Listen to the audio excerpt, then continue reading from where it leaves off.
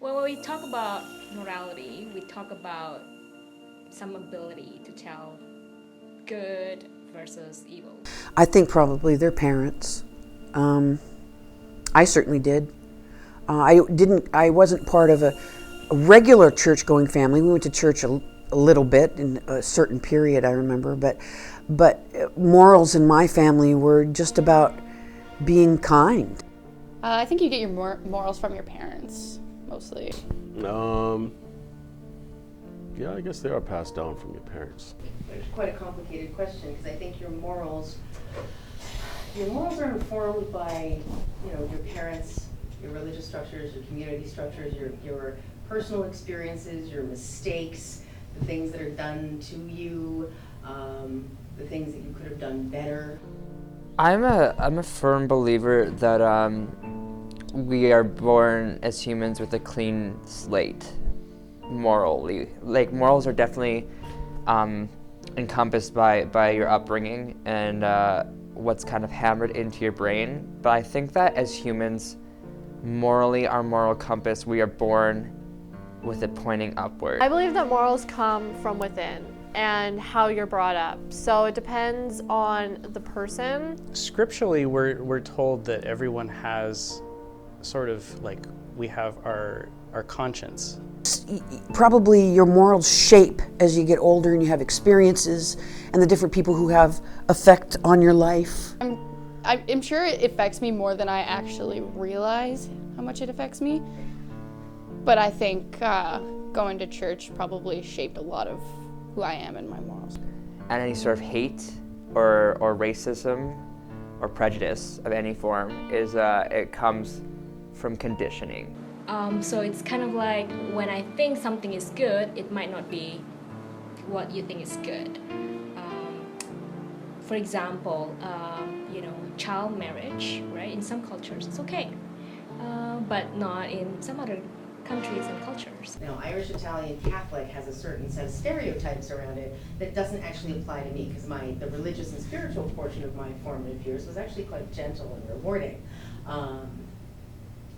Where things got difficult, because I grew up in a household that was full of very, very severe domestic violence. I think that when a person is born into the world, I think that they have kind of set morals, like within themselves. And I think that God kind of helps enhance the good morals. The question about whether we can have morality without God is that we cannot. That is pretty much, I guess, what God is being used for most of the time. Is to be the figure of morality. Yes, I am a Christian. I do believe that there's a God, but I also realize that we are in a new time. We're not, here during the Bible time. My grandma's a very, very Catholic woman, and she will fully admit that she was always told that gay is wrong, and she's never actually taken the time to think about what that means or why she thinks that. It's just something that was put into her head by people that she trusts, and she still trusts them, absolutely. But it wasn't until I came out to her, which I actually didn't do, I got my mom to tell her, that she kind of came to the conclusion that she was like, why do I actually think this? Because a book is telling me to think this? See the people in church who are, uber Christian, and they do all the right Christian things, and they only have Christian friends, and they only do Christian events.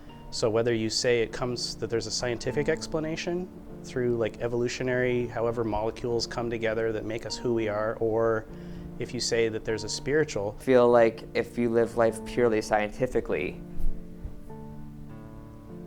I don't know how your moral compass would